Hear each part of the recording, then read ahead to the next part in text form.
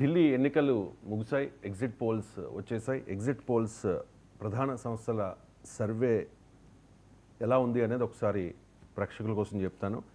Majority exit polls చెప్తూ ఉన్నాయి భారతీయ జనతా పార్టీదే ఢిల్లీలో విజయం అని చెప్పి. 27 ఇయర్స్ అవుతోంది భారతీయ జనతా పార్టీ అక్కడ అధికారంలోకి వచ్చి. సో 27 ఇయర్స్ తర్వాత ఈ కళ నెరవేరబోతోంది అనేది మెజారిటీ ఎగ్జిట్ పోల్ సంస్థల సర్వే ఫలితం. సో చూద్దాం ఎగ్జాక్ట్ పోల్స్ అవుతాయా లేదా అనేది. ఒకసారి ఎగ్జిట్ పోల్స్ చెప్తాను. పీపుల్స్ పల్స్ ఆమ్ ఆద్మీ పార్టీకి 10 నుంచి 19 స్థానాలు ఇచ్చింది. అలాగే భారతీయ జనతా పార్టీకి 51 నుంచి 60 స్థానాలు. పోల్ డైరీ 18 నుంచి 25 ఆప్కి, 42 నుంచి 50 బీజేపీకి. పీపుల్స్ ఇన్సైట్ 25 నుంచి 29 ఆప్కి, 40 నుంచి 44 భారతీయ జనతా పార్టీకి. పీ మార్క్ 21 నుంచి 31 ఆప్కి, 39 నుంచి 49 భారతీయ జనతా పార్టీకి. టైమ్స్ నౌ భారతీయ జనతా పార్టీకే మొగ్గు చూపుతోంది. జేవీసీ భారతీయ జనతా పార్టీ వైపే మొగ్గు చూపుతోంది. చాణక్య స్ట్రాటజీస్ 25 to 28 ఆప్కి ఇస్తూ ఉంటే 39 to 44 భారతీయ జనతా పార్టీకి ఇస్తున్న పరిస్థితి. ఇలా తెలుగు రాష్ట్రాల్లో చాలా ఫేమస్ అయిన కేకే సర్వే కాస్త డిఫరెంట్గా ఉంది. 44 ఆప్కి ఇచ్చారు, 26 మాత్రమే భారతీయ జనతా పార్టీకి ఇచ్చిన పరిస్థితి. సో అన్ని ఈ పోల్ సర్వే ప్రకారం ఉనికి కోసం కాంగ్రెస్ పార్టీ ఆరాటపడుతోంది. జస్ట్ 1-2 స్థానాల్లో మాత్రమే గెలిచే అవకాశాన్ని సూచిస్తున్న పరిస్థితి. సరే, ఈ ఎగ్జిట్ పోల్స్ మీద మీకు అంటే ఫస్ట్ ఇవన్నీ మన చాలా సంస్థల పేర్లు కూడా లేదు వరకు. అందువల్ల ఇప్పుడు ఇందులో కొత్త కొత్త పేర్లు మీకు వి ప్రిసైడ్ అని ఒకటి కూడా ఆప్కు మెజార్టీ వస్తుందని చెప్పారు. సో ఇలా సో అందువల్ల ఒకటి ఈ సంస్థలు ఎంత శాంపుల్ ఏ రకంగా సైంటిఫిక్గా స్టడీ చేశారు లేదో ఏదైనా ఇందులో ఇప్పుడు నాగేశ్వర సర్వే కూడా చెప్పచ్చు. ఏదో ఒక ఛానల్ తీసుకొని ఒక వైల్డ్ గెస్ 43 ఆప్కు 27 బీజేపీకి అని చెప్పిన అనుకో నేను. అదే నిజమవుతుంది. అది నిజమైంది అనుకోండి. అరే నాగేశ్వర్ ఎంత, ఎందుకంటే తెలంగాణ చెప్పాను కదా, తెలంగాణకు ఎగ్జాక్ట్గా చెప్పాను, వెరీ యాక్యురేట్గా. సో 100 ఈవెన్ 65 అన్నాను, కరెక్ట్గా 65 వచ్చాయి. మీకు సిపిఐ కూడా కలుపుకుంటే మీకు 65 వచ్చాయి. నేను ఎందుకంటే సిపిఐ కాంగ్రెస్ మిత్రపక్షంగా పోటీ చేసిన కలుపుకోవాల్సిందే కదా. మరి నేను ఏ సర్వే చేయలే, నేను ఎక్కడా సర్వే చేయలేదు కూడా చెప్పాను. చాలా అక్యురేట్గా 65 చెప్పాను. అసలు ఎవరు చెప్పలేదు. అంటే ఇప్పుడు చెప్పినట్టే చెప్పారు సార్. ఏ ఎగ్జిట్ పోల్స్ అంటే ఇప్పుడు చెప్పింది నేనేమి అంచనా లేకుండా చెప్పాను.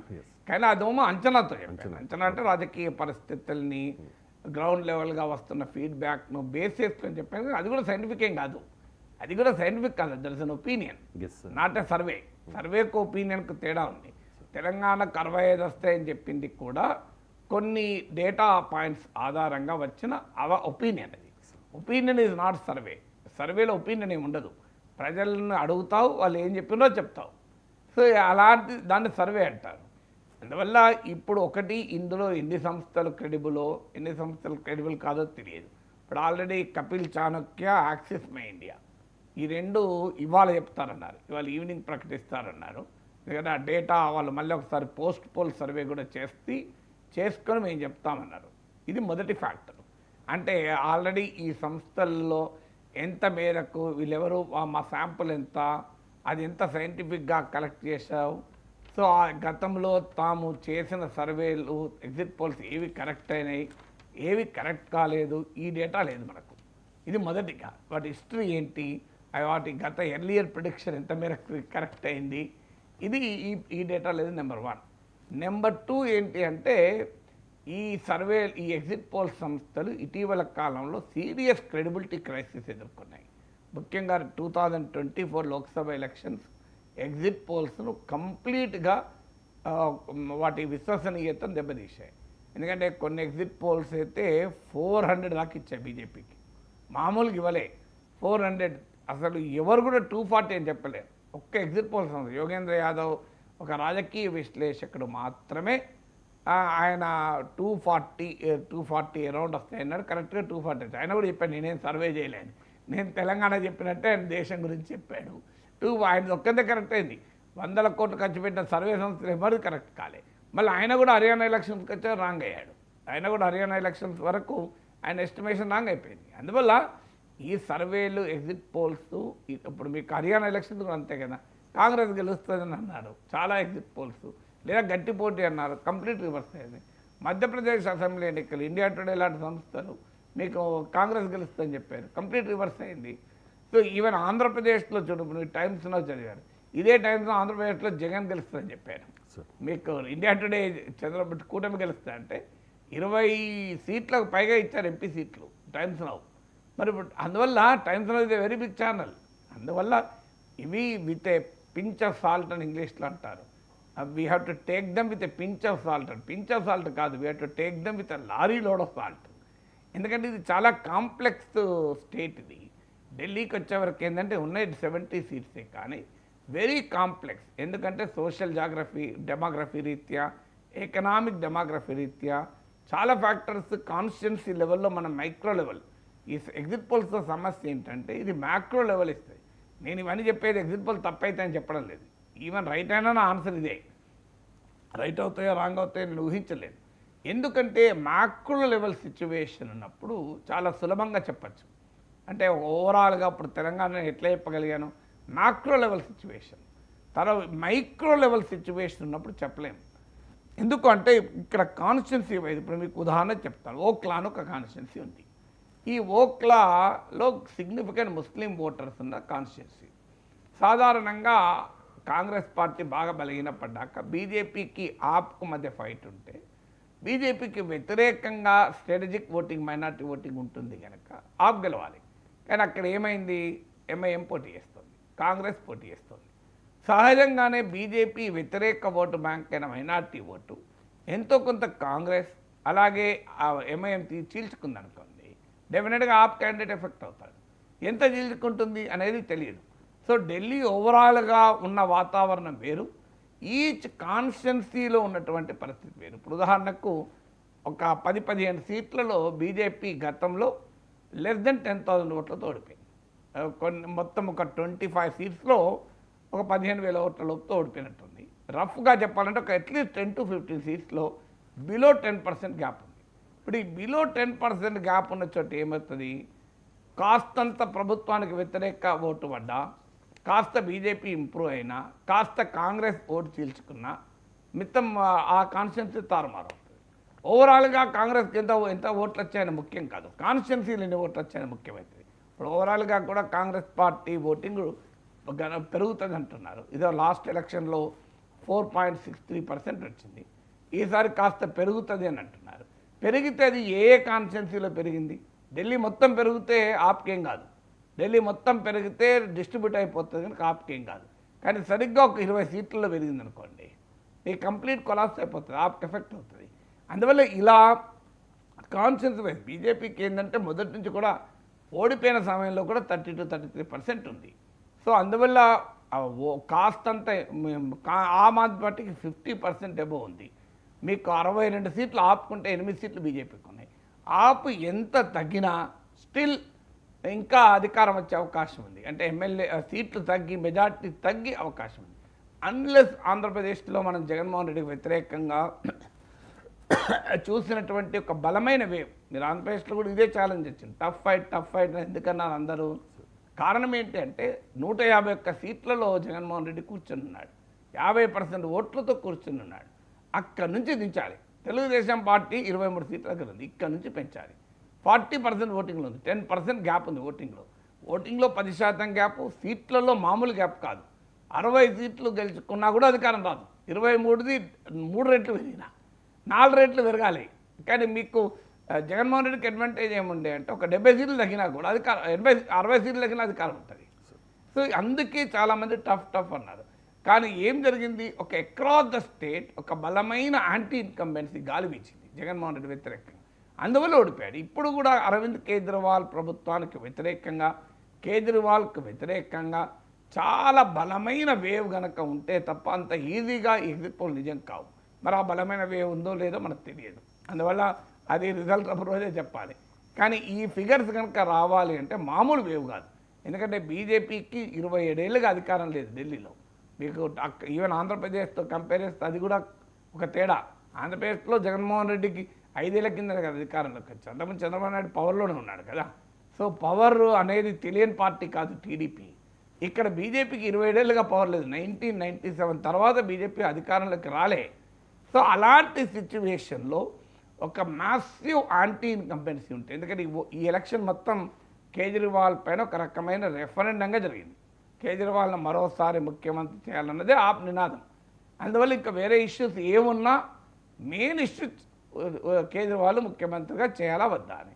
సో అందువల్ల కేజ్రీవాల్ను ముఖ్యమంత్రిగా చేయాలా వద్దా అనే అంశం పైన జరిగిన ఎన్నిక కనుక దీనికి ఉన్న ప్రత్యేకతల రీత్యా కేజ్రీవాల్ పట్ల ఒక బలమైన వ్యతిరేకత ఉంటే తప్ప ఈ రిజల్ట్ నిజం కాదు.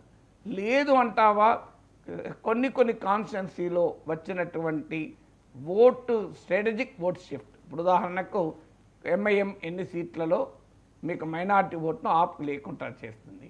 కాంగ్రెస్ ఎన్ని సీట్లలో దళిత్ అండ్ ముస్లిం ఓట్ను ఆప్కు రాకుండా చేస్తుంది.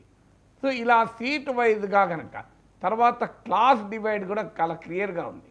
అంటే well of sections, middle class కంప్లీట్గా బీజేపీ వెనకాల కన్సాలిడేట్ అయ్యి ఆపుకున్నటువంటి పేద ఓట్లు, పేద వర్గాల ఓట్లు, లోయర్ మిడిల్ క్లాస్ ఓట్లు, అలాగే సామాజికంగా దళిత్ అణగారిన ఓట్లు ఇవి కనుక చీల్తే బీజేపీకి అడ్వాంటేజ్ ఉంటుంది. ఎందుకంటే మిడిల్ క్లాస్ చాలా పెద్దది ఢిల్లీలో. ఇప్పుడు ఒక 40 లక్షల మంది ఇన్కమ్ ట్యాక్స్ కట్టేవాళ్ళు ఉంటారు. దేశం మొత్తం 4 కోట్లు ఉంటే అందులో 10% మీకు ఢిల్లీలో ఉంటారు. 40 లక్షల మంది. ఇప్పుడు బడ్జెట్ ఫస్ట్ 5 నాడు 5th నాడు ఎలక్షన్, ఫస్ట్ నాడు మీకు బడ్జెట్ వచ్చింది. మామూలు ఇంపాక్ట్ ఉండదు ఇది. ఎందుకంటే 7 lakhs నుంచి 12 lakhsకు మీకు ఇన్కమ్ ట్యాక్స్ రిలీఫ్ ఇచ్చారు. సో అందువల్ల దీని ప్రభావం ఏంది. అలాగే 8వ వేతన సంఘం కేంద్ర ప్రభుత్వ ఉద్యోగులకు ఈ ఢిల్లీ ఎలక్షన్ క్యాంపెయిన్ స్టార్ట్ అయినాక చేశారు. బీజేపీ చేసిన 3 పాయింట్స్ ఏంటంటే ఆ 3 కూడా ఎలక్షన్ కోడ్ ఆఫ్ కండక్ట్కు ఇబ్బంది కాకుండానే ఎలక్షన్ కోడ్ ఆఫ్ కండక్ట్ ఆపలేని ఢిల్లీ ఓటర్ల పైన బలమైన ముద్ర వేసి 3 పనులు చేశారు. ఒకటి 8th పే కమిషన్ ప్రకటించారు. ఇది ఢిల్లీ కోసం ప్రకటించామా, దేశం మొత్తానికి కదా, అందువల్ల ఎలక్షన్ కోడ్ ఎట్లా వస్తుంది అని అంటారు. 2 బడ్జెట్లో ఇన్కమ్ ట్యాక్స్ రిలీఫ్ ఇచ్చారు మ్యాసివ్గా. 3వది సరిగ్గా త్రివేణి సంగమంలో మోడీ మహాకుంభ్లో స్నానం ఎప్పుడు చేశాడు, నిన్న చేశాడు. పోలింగ్ జరుగుతున్నప్పుడు సమయంలో చేశాడు. అండ్ మీడియా కవరేజ్ కూడా దాదాపు మామూలు కవరేజ్ కాదు, కంటిన్యూస్ రోజంతా వేరేది ఏమీ లేదు. ఎందుకంటే మోడీ స్నానం చేసి రుద్రాక్షలు వేసుకొని మాలేసుకొని కాషాయ బట్టలు వేసుకొని, ఇది కొత్త కాదు మోడీ. మీకు కర్ణాటకలో ఎన్నికలు జరిగితే లండన్లో బసవేశ్వరుని విగ్రహానికి పూలదండ వేస్తుంటాడు మోడీ. లేదు ఇంకో రాష్ట్రంలో ఎన్నికలు జరిగితే నేపాల్లో పశుపతినాథ్ టెంపుల్ నుంచి రుద్రాక్షలు వేసుకొని కాషాయ బట్టలు ధరించి బయటికి వస్తారు. ఎలక్షన్ రోజు ముందు రోజు ఒక గుహలోకి వెళ్ళి నేను ధ్యానం చేసుకుంటున్నాను అంటాడు. ఆ రోజంతా టీవీలు మోడీ తపస్సు చేస్తున్నాడు, గుహలోకి వెళ్ళి ధ్యానం చేస్తున్నాడని. సో మీకు యాక్సిడెంటల్గా అనొచ్చు ఎవరైనా, ఆయన టైం దొరికింది అప్పుడే వెళ్ళాడని. టైం కరెక్ట్గా పోలింగ్ రోజు దొరుకుతుందా? ఆ రోజే మౌని అమావాస్య కాదు, ఆ రోజేం వసంత పంచమి కాదు, ప్రత్యేకంగా ఆ రోజు ఏది యునిక్నెస్ లేదు. అందువల్ల 5వ తారీఖు రోజు ఎందుకు వెళ్ళాడు? పోలింగ్ రోజు హాలిడే, అందరూ టీవీలో ముందుంటారు. ఢిల్లీలో ఉన్నదల్లా మిడిల్ క్లాస్ వాళ్ళు రోజు టీవీ చూస్తుంటే ఎలక్షన్ డే కదా, పోలింగ్ ఎట్లా జరుగుతుంది, ఏమైనా గొడవలు అవుతున్నాయి ఏమవుతుందో చూస్తారు కదా. చూస్తున్నప్పుడల్లా మోడీ కనబడుతుంటాడు. సో అంటే హిందూ ఓటర్ను అట్రాక్ట్ చేయడానికి చూడండి మన ప్రైమ్ మినిస్టరు, చూడు మన మతాన్ని మన ధర్మాన్ని ఎంత కాపాడుతున్నాడని.